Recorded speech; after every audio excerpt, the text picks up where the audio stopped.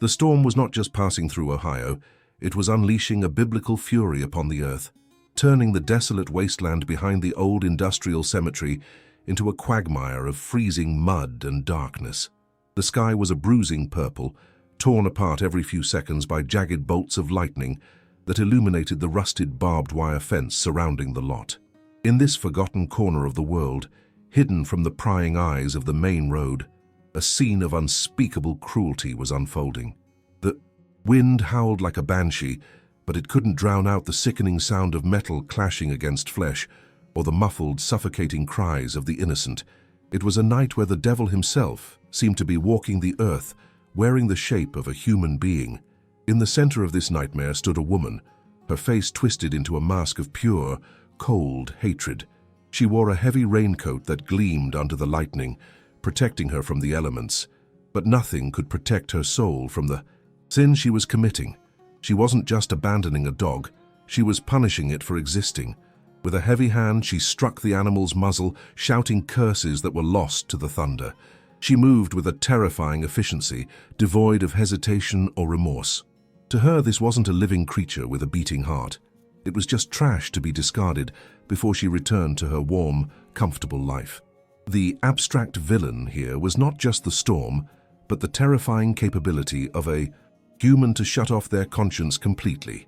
The victim of this brutality was Luna, a golden retriever whose eyes once held the sparkle of unconditional love, but were now filled with the terror of the damned. She was tethered to a jagged metal post by a heavy, rusted chain that was wrapped so tightly around her neck it choked her with every gasp.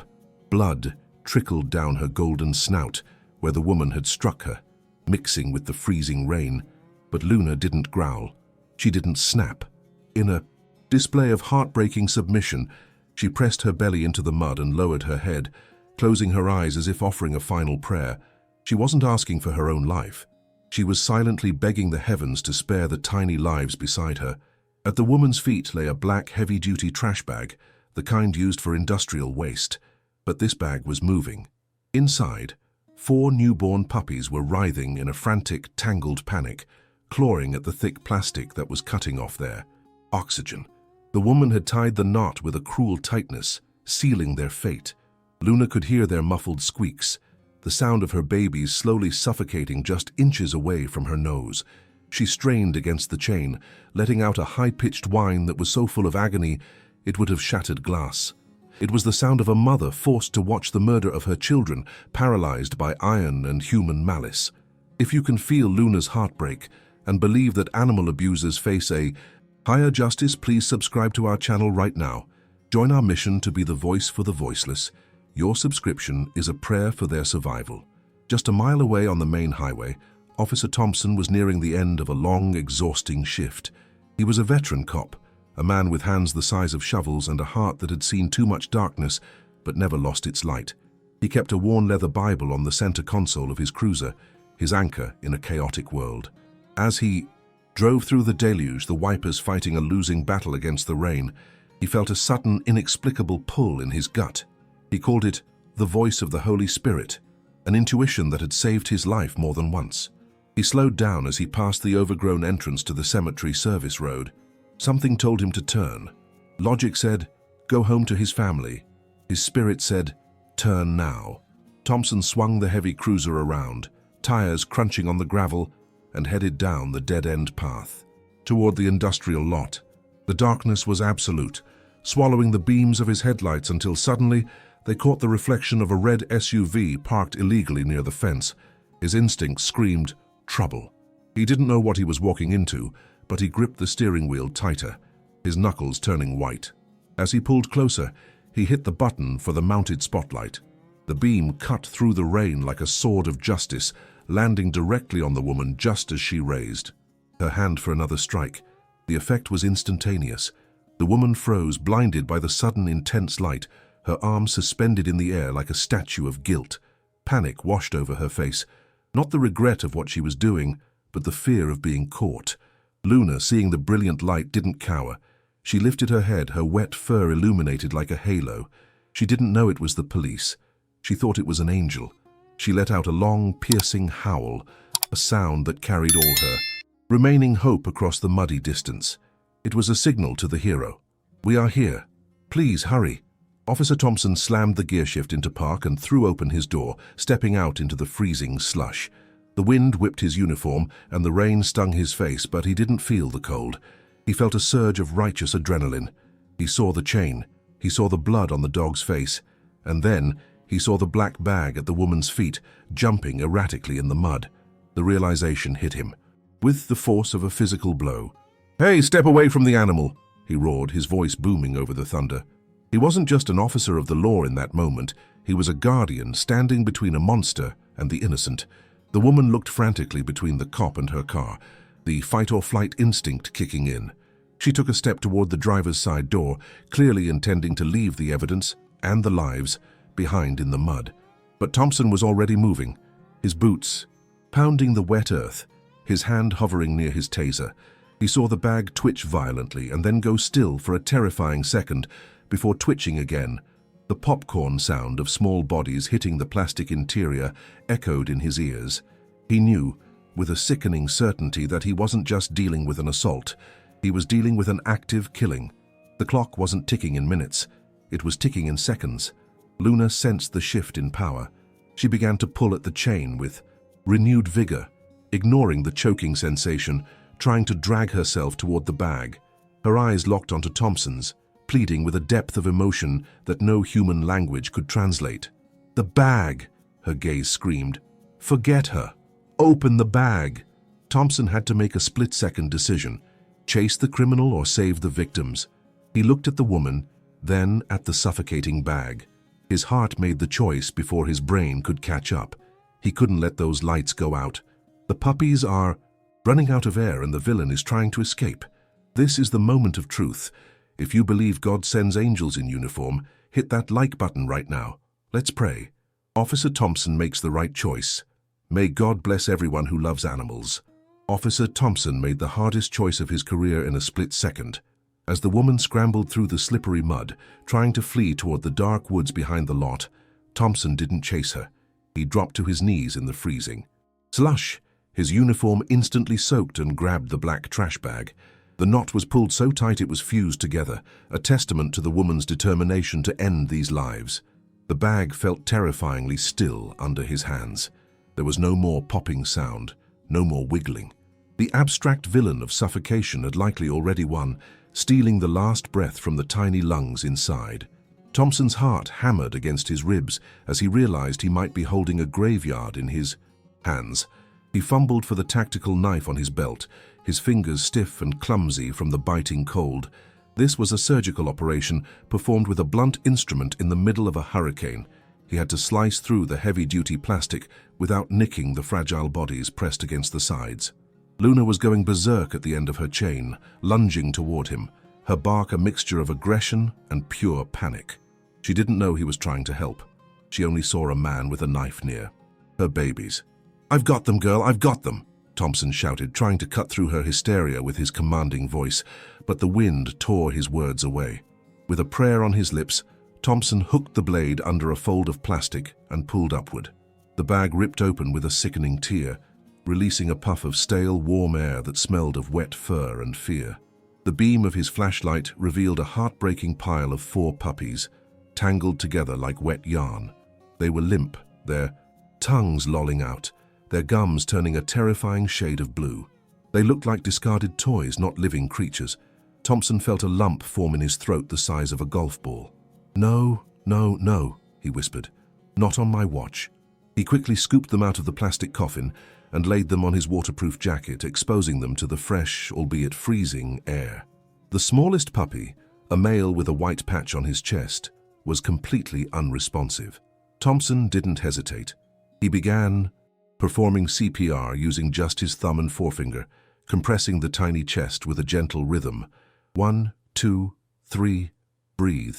He brought his face down to the puppy's snout, puffing the smallest breath of air into the lungs. It felt like trying to inflate a broken balloon. The rain lashed against Thompson's back, and the lightning flashed overhead, creating a strobe light effect on this life-or-death drama. Luna had stopped barking. She was watching him now, her body trembling violently, sensing that the man in the uniform was fighting a war she couldn't fight. Meanwhile, the woman had slipped in the treacherous mud a few yards away, face planting into the grime. She scrambled to get up, looking back with wild eyes, but she saw something that made her freeze. Thompson wasn't chasing her, but he was radioing for backup with his free hand, while pumping the puppy's chest with the other. "Dispatch, suspect is fleeing on foot. I have critical victims here. Send EMS and a K9 unit."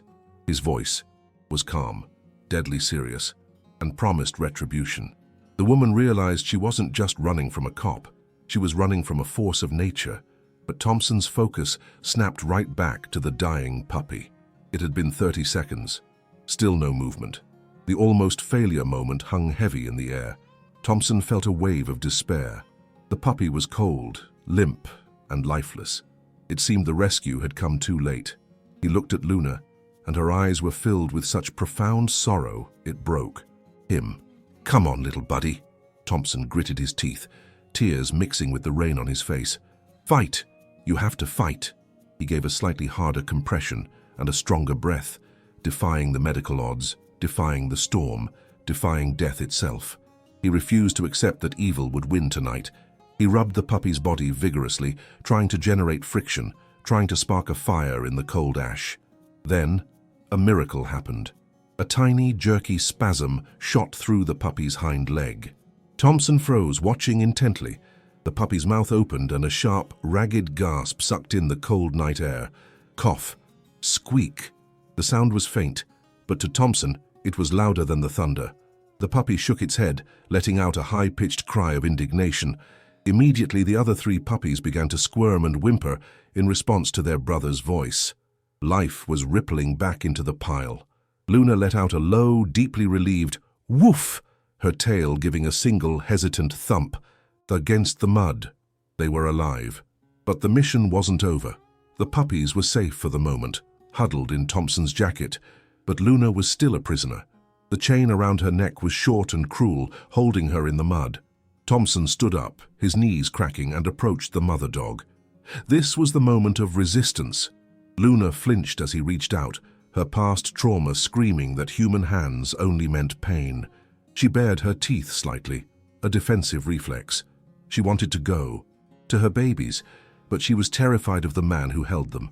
Thompson stopped, lowering his body language, showing her his empty palms. "I'm not going to hurt you, Mama," he said, his voice dropping to a soothing, melodic baritone. "I'm the good guy."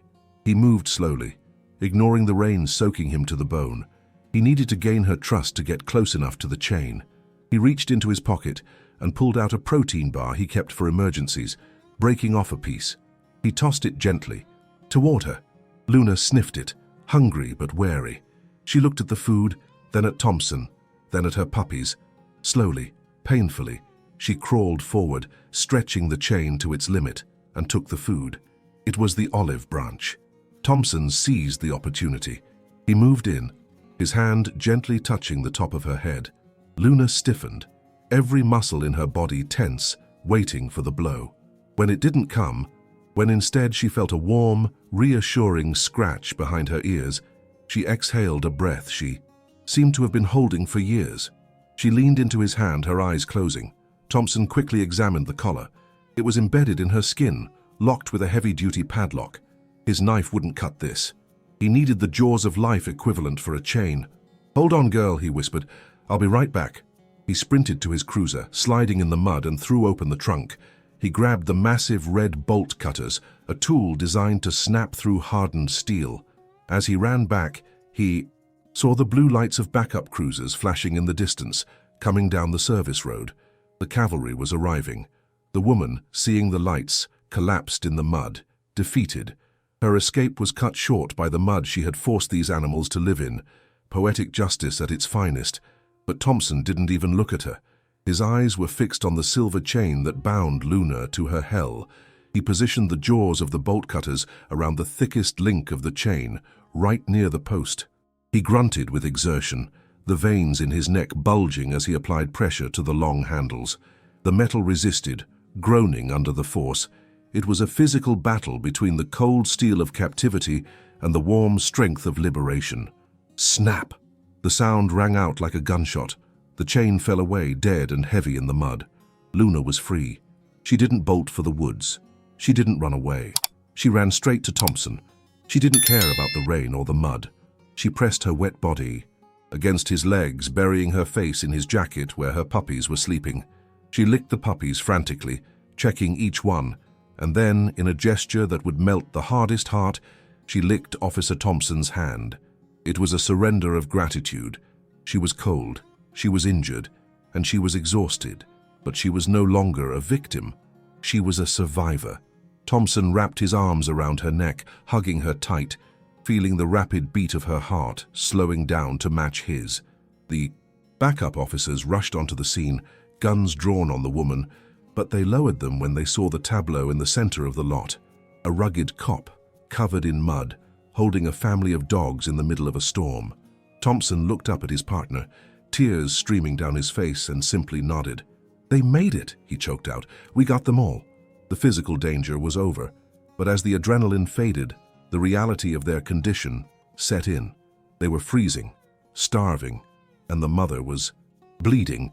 The rescue was done, but the battle for survival was just entering its next phase. The chain is broken and the babies are breathing. Are you rooting for this angel in uniform?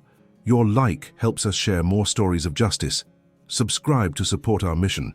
Now let's see if Luna can survive the night. Officer Thompson scooped the shivering pile of puppies into the passenger seat of his cruiser, cranking the heater up to the maximum setting until the vents roared like a jet engine. He then went back for Luna, lifting her 60-pound frame as if she were made of feathers. She let out a low, painful groan as he settled her onto the back seat, a sound that told Thompson the damage went far deeper than the cuts on her face.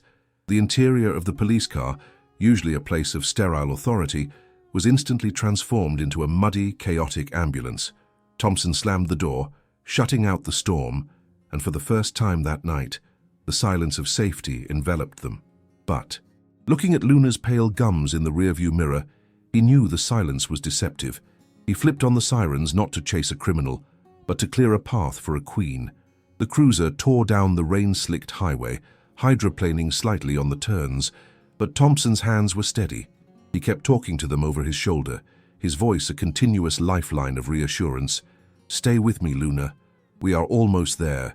Don't you dare close those eyes." Luna was fighting to keep her head up, her gaze fixed on the front seat, where her babies were starting to warm up. Every bump in the road elicited a sharp intake of breath from her, suggesting broken bones grinding together. The abstract villain had shifted from the external woman to internal trauma, a ticking time bomb inside her chest. They screeched into the parking lot of the emergency veterinary clinic, the blue lights of the cruiser reflecting off the wet glass doors. Thompson didn't wait for assistance. He grabbed the bundle of puppies in one arm and hoisted Luna with the other, kicking the clinic door open with his boot. "I need a trauma team," he bellowed, his voice cracking with emotion. "Possible blunt force trauma and severe hypothermia." The receptionist gasped, seeing the imposing mud-covered officer holding the limp golden form. Within seconds, a team of techs in blue scrubs swarmed the lobby, taking the burden from his arms. As they laid Luna onto the stainless steel gurney, the reality of the abuse became sickeningly visible under the bright fluorescent lights. Her belly was bruised a deep, angry purple, the unmistakable mark of a steel-toed boot. She had been kicked, repeatedly and viciously. Dr. Evans, the night shift veterinarian, took one look at her shallow, rapid breathing and shouted, "Get her to trauma room 1. Start 2 lines of fluids, warm them up, and get me an ultrasound now. I think she's bleeding internally." Luna's eyes rolled back, her head lolling to the side. She was crashing. Thompson was gently pushed back towards the waiting room, the swinging doors separating him from the only souls that mattered right now. He paced the small room like a caged tiger, his heavy boots leaving muddy tracks on the pristine tile. He looked down at his hands. They were stained with Luna's blood and the mud of the grave she was meant to die in. He felt a surge of rage so hot it almost choked him, followed by a wave of helplessness. He was a cop. He could stop bad guys, but he couldn't stop internal bleeding. He fell into a plastic chair, burying his face in his hands, and did the only thing left to do. He prayed. Inside the trauma room, chaos reigned. The monitor hooked up to Luna's heart was screaming a high-pitched warning, beep, beep, beep, beep. Her blood pressure was plummeting. "Her spleen has ruptured," Dr. Evans announced, his face grim as he looked at the ultrasound screen. "We have free fluid in the abdomen. If we don't go in right now, she's going to bleed out in minutes." It was a terrifying gamble. Surgery on a hypothermic, starving dog was risky, but doing nothing was a death sentence. They prepped her for emergency surgery, shaving her beautiful golden belly, which was now a canvas of pain. Meanwhile, in the adjacent room, the puppies were fighting their own battle. The bag had done its damage. The vet techs were suctioning fluid from their tiny lungs, trying to prevent aspiration pneumonia. The smallest one, the male Thompson had revived in the mud, was struggling to maintain his body temperature. He was placed in an incubator, a glowing box of warmth, but he looked so small, so fragile against the white sheets. It felt as if the angel of death was hovering in the hallway, flipping a coin for their lives. The tension was suffocating. The storm outside was nothing compared to the storm inside this clinic. Time lost all meaning for Thompson. Minutes stretched into hours. He watched the clock on the wall, each tick echoing like a gavel. Stroke. A nurse came out to give him an update, her face unreadable. "The puppies are stabilizing," she said softly. But the mother, her heart stopped on the table. Thompson felt his own heart stop. "They are performing CPR right now. It's touch and go, officer." Thompson stood up, walking to the window that looked into the surgical suite. He saw the doctors working frantically, compressing Luna's chest. "Come on, girl," he whispered against the glass. "You didn't come this far to leave them now." Inside the void of anesthesia, Luna was drifting. The pain was gone. The cold was gone. But then she heard a sound, not the beep of the monitor, but the faint, high-pitched squeak of her smallest son from the other room. It was a tether to the living world, stronger than any medicine. On the operating table, her heart gave a sudden, violent thump, then another. The flat line on the monitor spiked into a jagged rhythm of life. "We have a pulse," Dr. Evans shouted, relief flooding his voice. "She's back. Get that bleed clamped. Hurry!" It was the miracle they had been begging for, a refusal to die powered by maternal instinct. The surgery took another 2 grueling hours. They removed her damaged spleen and repaired a laceration on her liver. They set her 3 broken ribs and wrapped her torso in bandages. By the time they wheeled her into recovery, the sun was beginning to peek over the horizon, painting the sky in shades of pink and gold, a stark contrast to the purple, bruise of the night before. Thompson was allowed in to sit with her as the anesthesia wore off. He pulled a chair right up to the kennel, reaching through the bars to hold her paw. When Luna finally opened her eyes, they were groggy and unfocused, but they found Thompson immediately. She didn't try to get up, she was too weak, but she did something that made the exhausted vet techs tear up. She slowly, rhythmically thumped her tail against the bedding. Thump, thump, thump. It was a heartbeat of gratitude. She knew she was safe. She knew the pain was over. Thompson leaned his forehead against the bars, weeping openly now, the stress of the night finally breaking. "You did it, Luna," he choked out. "You're a hero." Dr. Evans walked in, looking like he had gone 10 rounds in a boxing ring. "I've seen a lot of dogs give up with half her injuries," he told Thompson, shaking his head in disbelief. "She wanted to live more than any animal I've ever treated. And those puppies? They're going to be just fine. You saved an entire generation tonight, officer." The crisis had passed.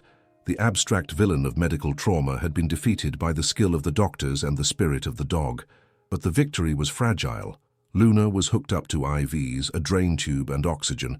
She looked like a warrior after a brutal battle, bandaged, shaved, and exhausted. The road ahead would be long.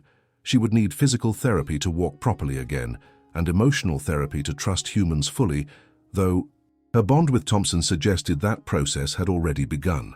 As the morning light flooded the clinic, illuminating the dust motes dancing in the air, Thompson made a silent vow. She wasn't going back to a shelter. She wasn't going to a foster home. She was already home. They survived the surgery. It was a night of terror, but God's hand was protecting them in that operating room. Luna is alive, but she is in critical condition and needs our prayers to heal from this trauma. Type Amen in the comments to bless her recovery and send strength to this warrior mama. Fast forward 8 weeks, and the dark, muddy wasteland behind the cemetery feels like a bad dream from a different lifetime. The sun is shining brightly over the precinct's front lawn, illuminating a creature that looks less like a victim and more like a golden angel sent from heaven. Luna has undergone a transformation that can only be described as a glow-up of biblical proportions.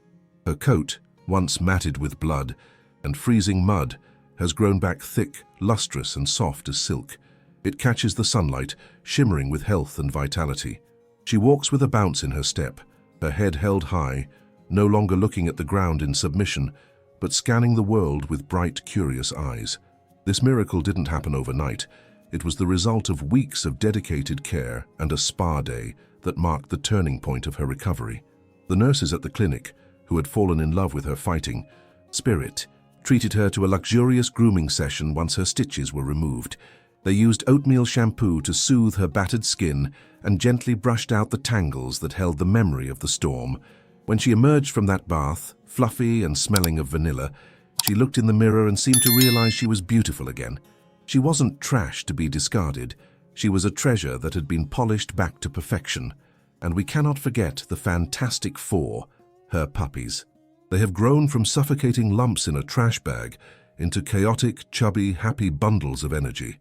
In a twist of destiny that feels scripted by the angels, they weren't sent to strangers. The Blue family stepped up. Every single puppy was adopted by a different officer from Thompson's precinct. They are now the unofficial junior K9 unit, growing up in backyards with fences, sleeping in warm beds, and chewing on the boots of the men and women who protect the city. The bond between the litter remains unbroken, as they have regular playdates at the station, turning the lobby into a playground of pure joy. Luna, however, found a special role for herself. She has been crowned the honorary mascot of the department. She wears a custom-made bandana with a police shield embroidered on it, strutting through the hallways like she owns the place. Toughened detectives, men who have seen the worst of humanity, stop in the middle of the corridor to sit on the floor and let Luna lick their faces. She has become the station's therapy dog, sensing when an officer has had a hard shift and offering a silent, comforting lean against their legs. She transforms the heavy atmosphere of the station into a place of warmth, proving that love is the strongest force on the beat. While Luna was busy reclaiming her life, the wheels of justice were grinding forward for the woman who tried to end it. The footage from Thompson's dash cam and the testimony of the vets painted a picture of cruelty that no defense lawyer could excuse. The judge, clearly moved by the brutality of the case, threw the book at her. She was convicted of felony animal cruelty, hit with a massive fine, and sentenced to jail time, ensuring she would have plenty of time to think about her actions in a cold cell, a stark contrast to the warm home Luna now enjoys. The karma was swift, legal, and satisfying, proving that in this story, the villain pays and the victim reigns. But the true ending of this story isn't in a courtroom or a police station. It's in a living room. Officer Thompson never intended to get another dog, but after that night in the storm, his soul was tied to Luna's. He realized he couldn't let her go. The day he signed the adoption papers was more emotional than any promotion he had ever received. He didn't just save a dog, he brought home a partner. Luna wasn't just a pet. She was the missing piece of his family puzzle, a living reminder of why he put on the badge every morning. The final scene is a tableau of perfect peace, a stark opposite to the opening scene of terror. It is evening in the Thompson household. A fire is crackling softly in the fireplace, casting a warm orange glow over the room. Officer Thompson is sitting in his favorite armchair, his reading glasses on, quietly reading his worn leather Bible. And there, sprawled out on the thick, soft rug at his feet, is Luna. She is fast asleep, chasing rabbits in her dreams, her paws twitching slightly. She is completely, utterly safe. As the camera zooms in on her face, we see the small silver scar on her snout where the woman had struck her, but it no longer looks like a mark of abuse. In the soft light of her new home, it looks like a medal of bravery. It is a testament to what she survived and a symbol of the resilience of the innocent. She lets out a deep sigh, not of pain, but of contentment, and Thompson pauses his reading to reach down and rest his large hand on her head. She doesn't flinch. She leans into his touch, secure in the knowledge that this hand will only ever offer protection. This story began in the mud, in the dark, with a woman who chose violence, but it ends in the light, with a man who chose compassion. It is a powerful reminder that while evil exists, it is no match for the combined force of a mother's love and a hero's courage. Luna and her babies didn't just survive, they thrived. They replaced the memory of the storm with a lifetime of sunshine, proving that every dog, no matter how broken, is just one act of kindness away from a miracle. Luna is finally safe, sleeping at the feet of the hero who saved her, while her abuser sits behind bars. Justice has been served. Now, a question for our community. Do you think the woman deserves forgiveness after serving her time, or are some acts